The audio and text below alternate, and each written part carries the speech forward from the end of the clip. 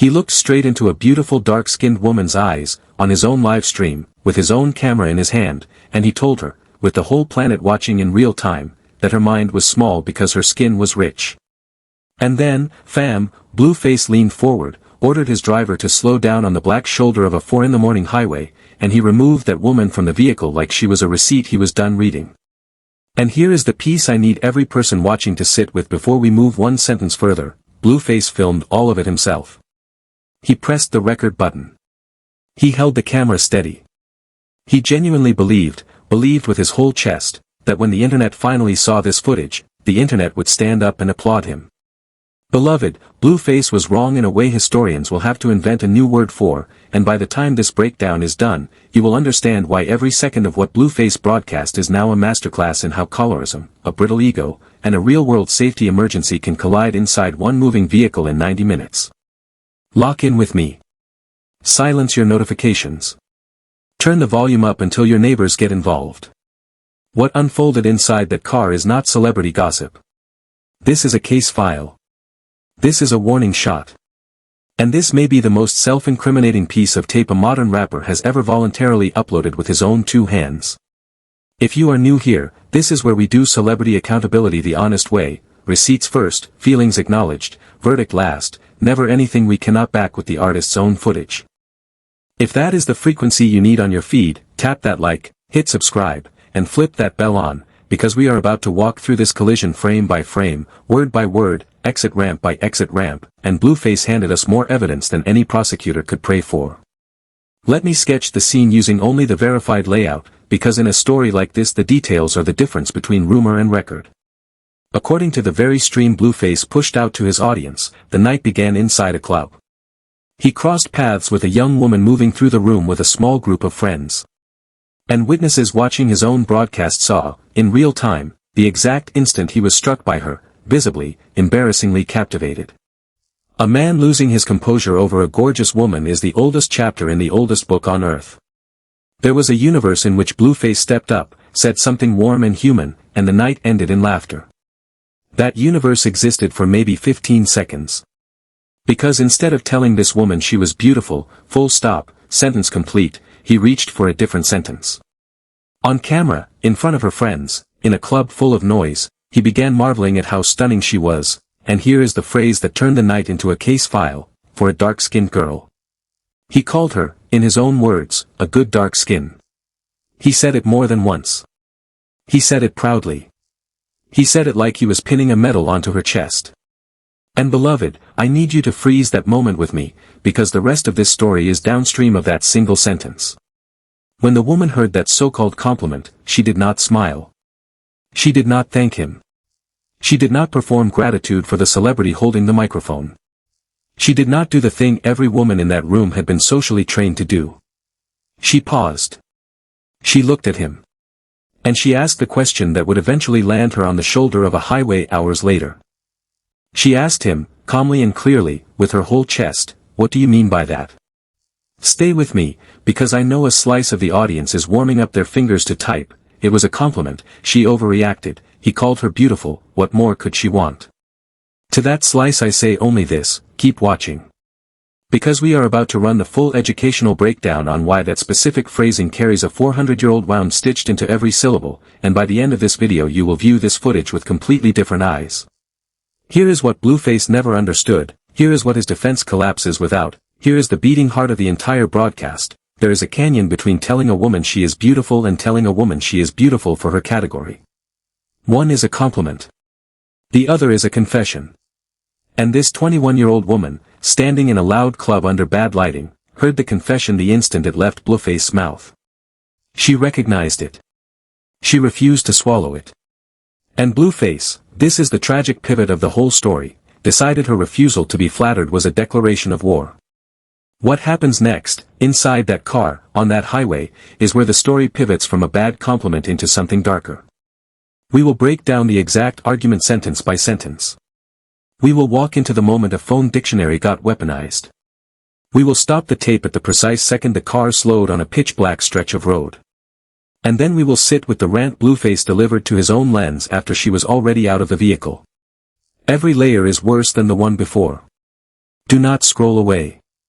Let me rewind to the club, because I want to reconstruct the original spark the way crash investigators reconstruct a wreck, inch by inch, in slow motion, without the noise. The footage shows Blueface stepping to this woman with obvious enthusiasm. He tells her he likes her skin.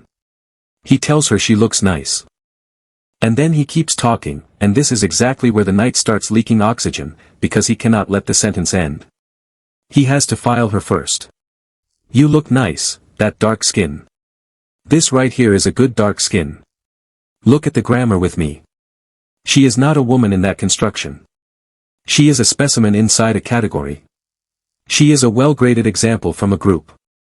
And when she reasonably follows up, what do you mean by good? Watch what he cannot do. He cannot define the word. He repeats it like the word is a self-explaining fact. Because in his head, it is. The ranking is so factory installed, so unquestioned, that being asked to explain it is the odd part.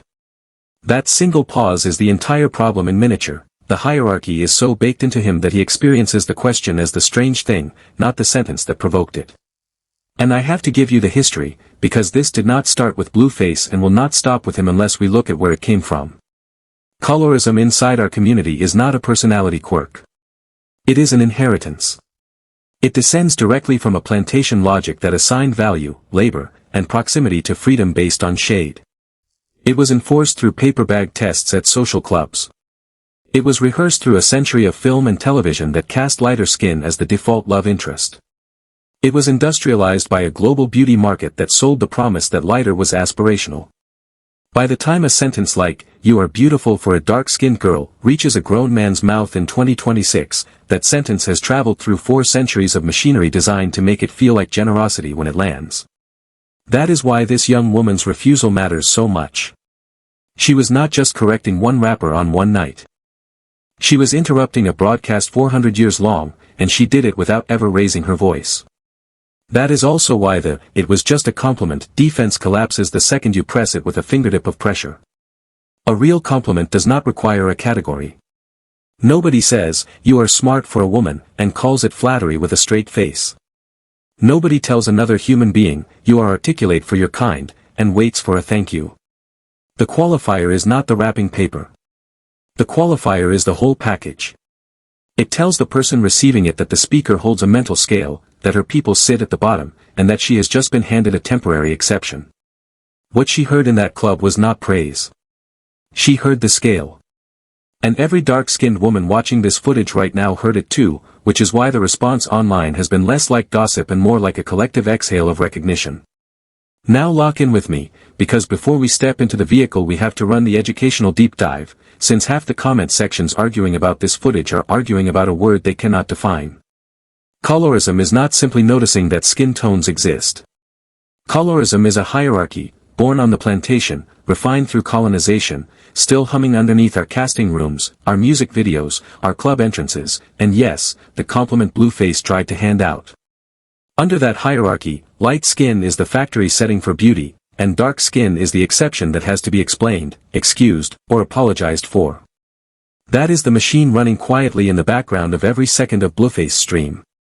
So when a man looks at a dark-skinned woman and reacts with surprise that she is attractive, when the compliment only makes grammatical sense if dark skin is supposed to be ugly first, that is not flattery. That is the hierarchy speaking through his mouth. You are pretty, despite. You are gorgeous, in spite of. You are a good one, considering. Every dark-skinned woman watching Blueface has heard some version of that sentence her whole life, and that is why the timeline detonated the moment his stream dropped. The insult was not just in the words. It was in the assumption sitting underneath them like foundation concrete. And notice something crucial about how this young woman actually responded. She did not curse Blueface out. She did not perform outrage for the camera. She did not weaponize her volume. In the footage she tries, calmly, repeatedly, with the patience of a teacher, to explain to Blueface why what he said landed as a wound. She hands him a real working definition of shade-based discrimination inside the community. She tells him, plainly, this is something she has lived, not something she scrolled past on an app. She showed up with scholarship in one hand and lived experience in the other, and delivered both with more grace than the moment ever earned back. Which brings us into the psychology of the car ride, because after the club this young woman and her friends ended up inside the vehicle with Blueface and his crew, and this is where a bruised ego turned into a full trial. Instead of letting the moment breathe, he reopened the wound. On camera he starts mocking her, calling her, in his exact words, a beautiful problem. He starts pressing her. Why are you offended? What does colorist even mean? Define it. Define it right now. Define it in front of everyone. And when you watch the footage closely, this is the tell, he is not asking to learn. He is asking to humiliate. Every question is a trap door beneath her feet. He wants her to stumble in front of her friends so he can reclaim the status he lost the second she refused to be flattered. And this is where the night takes its sharpest, most absurd left turn, because when the woman challenges him to look the definition up, somebody inside that car actually does, and reads out loud the wrong entry. Out loud, at full volume, with total confidence, the entire car hears that a colorist is, quote, a professional or artist who works with color. Like a hairdresser. Like a painter. Like a home improvement contractor. And instead of one adult inside that vehicle raising a hand and saying, hold on, that is obviously the wrong definition, the whole car erupts. Blueface latches onto that wrong definition like a drowning man grabbing driftwood, screaming that she has been lied to, that she got everything she knows from Instagram, that she is too young to know a single thing. Sit with how revealing that moment is. A grown man, a charting rapper with millions of followers, is so desperate to defeat a 21-year-old in an argument that he will write a hairdresser's job description into battle before he admits she is right.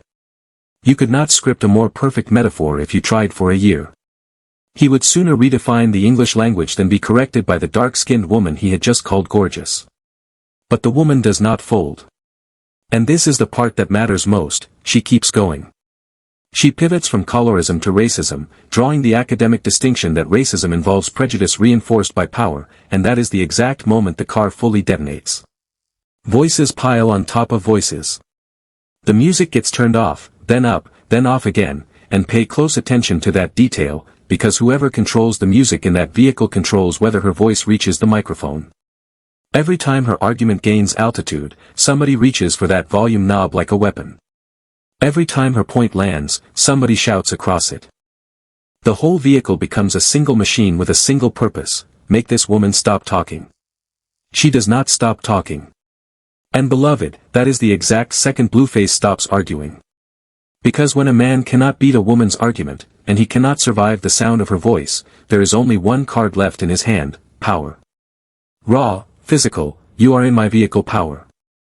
And that is the card Blueface reached for. Watch how the escalation sequences, because the order matters, and I need you to see this order the way a detective sees a crime scene timeline. First, the mockery sharpens, he calls her young, he calls her stupid, he reaches for the B word like it is basic punctuation, tossing it into the middle of sentences like a comma. Then comes the dismissal of her right to speak inside the vehicle at all. Then comes the group pile-on, the crew audio ambush, the volume knob turning into a muzzle. And then, the moment that separates a toxic argument from a genuine, real-world safety emergency, he issues the order. Pull over. Pull over right now. Get her out of the car. Understand the physical geometry of that instruction. It is 4 in the morning. This is not a downtown street with open storefronts and warm streetlights. This is a highway. Darkness on every side. Cars at highway speed. No sidewalk. No shelter.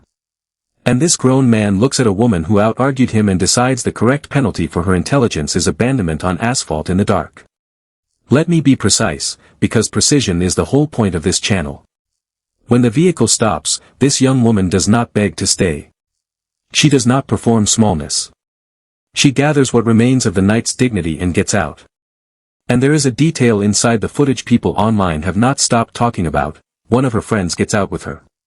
Do not let that detail blur past you. In a car full of people performing loyalty to a celebrity, one young woman chose her friend over the room. On the shoulder of a highway, in the dark, at 4 in the morning, she said, with her entire body, if she is out then I am out. There was more integrity in that single choice than in the whole rest of the vehicle combined. But Blueface? He was not done. This is where the story leaves the neighborhood of bad and moves into unforgivable. Because most men, even the worst ones, would have driven away in silence at that point. He picked the camera right back up. With the woman he had just been calling beautiful now standing outside in the dark, he began a rant for his audience, mocking her friend, laughing about how fast her, quote, dumb self got out of the vehicle, announcing to his stream that she serves no purpose. And then he said the line. The line that will follow him from this night until the last day of his public career. The line that took every argument that woman made inside the vehicle and proved her right in 5 syllables. He looked straight into his own lens, about the same woman, and said, quoted directly from his own broadcast, "You so dark, you dumb." Read that back. Do not scroll past it. Do not soften it. Do not translate it into something more polite than what left his mouth. You so dark, you dumb. He did not say she was wrong. He did not say she was rude. He did not say she was annoying. He did not even say she was ungrateful. He drew a straight, clean, unmistakable line between the depth of her complexion and the capacity of her mind, on camera, voluntarily, with a smile on his face and the record button still glowing red. Every single thing she had spent an hour trying to teach him about how dark skin gets coded as inferior, Blueface stood up in his own vehicle and confirmed it with his whole chest. She built the case. He walked into the courtroom and delivered the closing argument against himself. Prosecutors dream about defendants this cooperative for their entire careers. Here's the question I need parked in your chest as we keep moving. If this is what he says about dark-skinned women when he is attracted to them, on camera, knowing the whole internet is watching, what gets said when the cameras are off? Blueface has built a public persona adjacent to black women's attention, black women's aesthetics, black women's emotional labor, and in one unguarded minute he showed the world the wiring underneath all of it. The mask did not slip. He took the mask off and waved it around like a flag. Now let me talk about what happened the second the footage hit the timeline, because the reaction autopsy is almost as diagnostic as the incident itself. Within hours the clips were everywhere, the exit off the highway, the dictionary fumble, and of course the 5-syllable confession. The discourse split into 3 species of response. First, the accountability wave, overwhelmingly women, overwhelmingly dark-skinned women, saying, "We have been telling you this is what it sounds like, and now you have heard it from the source, in his own voice, on his own camera." For that wave, this was not gossip. This was documentation. Second, the defense wave, and their arguments were remarkably consistent. She knew what kind of night this was, she got in the car anyway, she was combative, it was a compliment. Notice the common thread, every one of those arguments audits her conduct and never audits his. She is graded. He is assumed. That is the same hierarchy from the club, wearing a comments section as a costume. And third, the meme wave, people who turned a woman standing on asphalt in the dark into a punchline before sunrise. When the joke is a young woman on the side of a highway, the joke is on us. And here is the closing forensic observation before we get to the lesson. Go back and count how many times, across the entire stream, anyone in that vehicle, including Blueface himself, actually engages with the substance of her argument. I will save you the rewind. The answer is almost never. They argue about her age. They argue about her tone. They argue about the music. They argue about who is allowed to talk and when. They put her manner on trial while her thesis sits on the table untouched, because the thesis was correct and every person in that car knew it. You do not turn a stereo up on an argument you are winning. You do not stop the vehicle on a debate you are winning. Every escalation on that footage is a confession dressed up as noise, and by the time the taillights vanished down that highway, the only thing left standing in the dark was the point she had been making the whole time. And while we are talking about the vocabulary of that night, let me place one more tactic on the exhibit table, the age card. Every time her argument tightened the screws, out came the age card. You are 21, you were born in 2005, you do not know anything about history. That move is not a counterargument. It is an emergency exit. When a man cannot touch the substance of what a woman is saying, he reaches for the one thing about her she cannot change, her birth year, and tries to make her identity the offense instead of his behavior. But here is the irony the whole internet noticed at once. The 21-year-old was the only person in that vehicle who could correctly define any of the terms being debated. The self-appointed elders in the car were confusing colorism with cosmetology while lecturing her about books they had never opened. Age was never the real gap. The real gap was between the person who had lived the lesson and the people who had only ever been the lesson's beneficiaries. And since receipts are the whole point of this channel, let me put this night on the timeline where it belongs, because Blueface did not accidentally end up on this highway. Blueface is an artist whose public record, the live stream spectacles, the loop of toxic relationships, the steady conversion of the women around him into revenue-generating content, has been documented for years in real time by his own cameras. Nobody had to dig for the pattern. Blueface uploads the pattern. That is what makes this incident feel less like a scandal and more like a milestone. The moment the chaos Blueface usually points at his private life got aimed, at highway speed, at a stranger whose only weapon was a working definition. The destination was always going to be something like this. The only surprise is that Blueface drove himself there and live-streamed the whole trip. Now let us address the defense, because one was offered, loudly, inside that vehicle, by Blueface and the voices around him. It went like this: she said goodbye to me and then she got into my car anyway. She was being distracting. She wanted to party with us all night. On the surface, a certain kind of viewer nods along to that. So let us take that defense seriously for exactly as long as it deserves.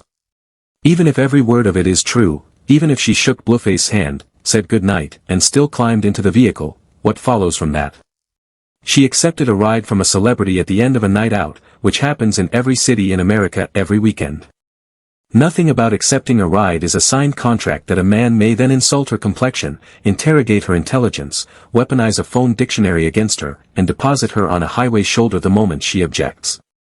A car ride is not a consent form for degradation. The invitation to sit inside a vehicle does not transfer ownership of her dignity to the driver. Notice the asymmetry. Her alleged offense was social clumsiness. His response was endangerment. Those two things do not live on the same continent, and anyone equating them is telling you something about themselves. That brings us into the aftermath, because the story did not end on that shoulder. The footage spread everywhere. Blogs picked it up. Reaction channels picked it up. The discourse forked into two camps: the camp that watched a man endanger a woman over an intellectual disagreement and named it plainly, and the camp performing gymnastics elaborate enough to qualify for an Olympic panel. The woman at the center of it, by the way, has carried herself since with the same composure she showed inside the vehicle: no crash out, no clout chase, no monetized victim tour. She let the tape do the speaking. The tape is eloquent enough. But if we are going to be forensic about this, we have to ask the deeper question, the one buried underneath the definitions and the shouting: why did this specific woman trigger this specific reaction? He has argued with people before. He has been disagreed with before. His public life is essentially a museum of televised conflict. But watch the tape one more time and tell me what is different. I see a man visibly, publicly struck by a woman who, by the aesthetic he has spent his whole career platforming, was not supposed to affect him this way. The attraction confused him. And then, when he reached for the only compliment his vocabulary could actually build, the one with the asterisk, the exception clause, she declined it. She did not just decline it. She graded it, in public, in real time. And a man whose entire persona is built on dominance cannot metabolize being graded by the person he had decided needed his approval. So what poured out of him on that highway had almost nothing to do with definitions. It was about a hierarchy he believed in, functioning correctly right up until the moment it stopped functioning. She was supposed to be flattered. She was supposed to be grateful. Instead she was unimpressed, articulate, and immovable, and the operating system in his head had no script prepared for that. So he defaulted to the oldest script there is: if you cannot win her, punish her. If you cannot match her, exile her. Put her out on the road, tell the camera she is nothing, because the alternative, admitting that a 21-year-old with a rich complexion and a sharper vocabulary had his number all night, was unthinkable. And beloved, this is the part where I have to speak directly to the culture, because this video is not just about one man's conduct on one night. Blueface is not an anomaly inside a system. Blueface is a pattern with a record deal. And the pattern survives only because it keeps getting fed. Look at the whole board honestly. Blueface is a public figure whose brand has been built, year after year, on chaotic relationships, televised dysfunction, and the steady conversion of black women's proximity into content revenue. None of it is new. None of it is hidden. He has shown the world his operating manual more times than any of us can count. And yet the access keeps flowing. The invitations keep arriving. The vehicles keep filling up. Here is the hard truth somebody has to say out loud with love in their throat. At a certain point, the question stops being why does he keep doing this, and starts being why do we keep making this a business model that survives contact with sunlight. Every clipped scandal, every monetized meltdown, every door that reopens teaches the same lesson to every man watching, that there is no real floor. That you can tell a dark-skinned black woman she is dumb because of her complexion, on camera, with your own hand on the record button, and the algorithm will pay you for the views by breakfast. So this is the line in the sand moment. The culture has to stop extending unlimited backstage passes to men who have documented, over and over again, exactly who they are. Not out of cruelty. Out of arithmetic. Access is a resource. Attention is a currency. Safety is not something we barter with. When someone shows you that a disagreement about a single word ends with a woman on the shoulder of a highway, you believe the demonstration. You do not wait for the sequel. There is always a sequel. Now, I promised you the complete picture, so we are going all the way to the bottom. There is one more layer almost nobody is discussing, and it reveals the ecosystem. The vehicle was full, and almost nobody in it helped her. Go back and count the voices. You will hear mockery. You will hear pile on. You will hear people scrambling for their phones to find a dictionary, not to locate the truth, but ammunition. What you will barely hear is a single adult voice saying, "Hold on, this is wrong, stop the car, this has gone too far." One friend got out. One. Everybody else inside that vehicle made a quiet calculation that their seat in a celebrity's car was worth more than a stranger's safety on a dark road, and I want every person watching to sit for a second with how normal that calculation felt in the moment. That is exactly how this stuff actually works in real life. It is not cartoon villains. It is a car full of ordinary people quietly deciding that being near fame matters more than being on the right side of a moment. The highway did not just expose Blueface that night. It exposed the whole ecosystem around him, the crew, the hangers-on, the culture of yes and yes again, and that ecosystem is the entire reason men like this never have to grow up. And one more thing about that ecosystem, this is not even the first time Blueface has been at the center of a national conversation about how the women around him get treated. His public history with toxic relationships has been documented, streamed, clipped, and monetized for years. Every chapter ends the same way, outrage, a week of discourse, and then the audience quietly wanders back, because the spectacle is addictive and accountability is boring television. That cycle is the real antagonist of this story. The highway incident is just the newest exhibit in a gallery that should have closed its doors a long time ago. Blueface stream is not a career at this point. It is a rolling confession booth. So where does that leave us? It leaves us with a young woman who walked into a situation engineered to shrink her and walked out, literally, out of the vehicle, onto the asphalt, with her dignity intact. It leaves us with a friend whose loyalty outshone every famous name in that car. It leaves us with a phone dictionary that was weaponized and still lost. And it leaves us with one man, one camera, and 5 syllables that confirmed everything his critic had spent the night saying about him. The footage was supposed to be Blueface's victory lap. Instead it became the evidence file. Now let me pull the lens back, because there is a reason this specific clip detonated the way it did, and it lives beyond one rapper and one highway. This footage landed inside a much older, much deeper conversation, one dark-skinned women in particular have been trying to have out loud for generations. The conversation about who gets called beautiful without a footnote. The conversation about why, in 2026, a grown man with a platform still experiences a gorgeous dark-skinned woman as a plot twist. Every black woman watching knows what I mean, because the compliment with an asterisk is not rare. It is Tuesday. It shows up at the cookout, in the office, on the dating app, inside the lyrics of the song playing in that same club. What made this night different is that she pushed back, on camera, and the camera kept rolling until the mask came all the way off his face. And that is why her composure across this entire situation matters so much. Think about what she actually did. She heard a backhanded compliment and named it, calmly. She was challenged to define her terms and she defined them, accurately, under live fire. She was shouted down, talked over, drowned out by a car stereo used as a weapon, and never once matched the chaos around her. She was called young, called stupid, called a problem, and her answer, every time, was more argument, more clarity, more spine. Even at the end, standing outside that car in the dark. There is no footage of her begging, no footage of her breaking. The final image of her in this saga is a young woman refusing to shrink. That is not a victim's highlight reel. That is a portrait of the strength men like this find intolerable, because it cannot be flattered, cannot be managed, cannot be owned. And to the young men watching, because you are part of this story too, there was a version of this night in which Blueface walks out looking like a king. All he had to do was listen. When a woman tells you your compliment landed wrong, that is not an attack. That is a gift. That is a person handing you a map of her world and saying, do better and I will meet you there. The strong move was curiosity. The strong move was, tell me more, I did not know that, I hear you. Masculinity was never the thing under threat inside that vehicle. The only thing under threat was a brittle little ego that could not survive being taught something new by a woman it had already ranked as beneath it. Real confidence would have made him the hero of his own footage. Instead Blueface chose the highway, and now the footage owns him forever. Let me bring this all the way home, family, because we open with a man confident enough to film his own conduct, and we close with the internet grading the footage he thought would clear his name. The verdict is in, not from me, from the record itself.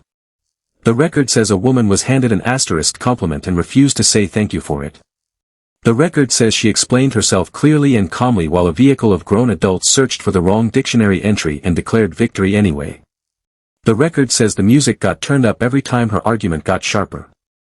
The record says when words failed Blueface, mileage replaced them, a dark highway, 4 in the morning, 2 young women on the shoulder.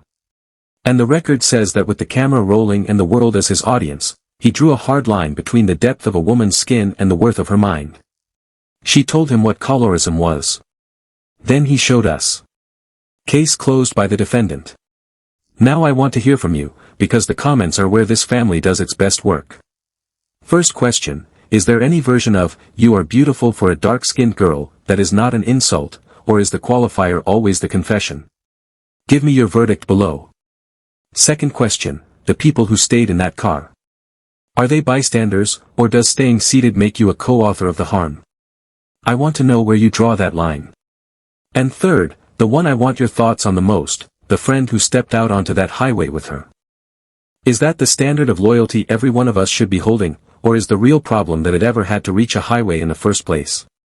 Give me your verdict, case file or clout chase, you call it, because this conversation matters more than the man who started it.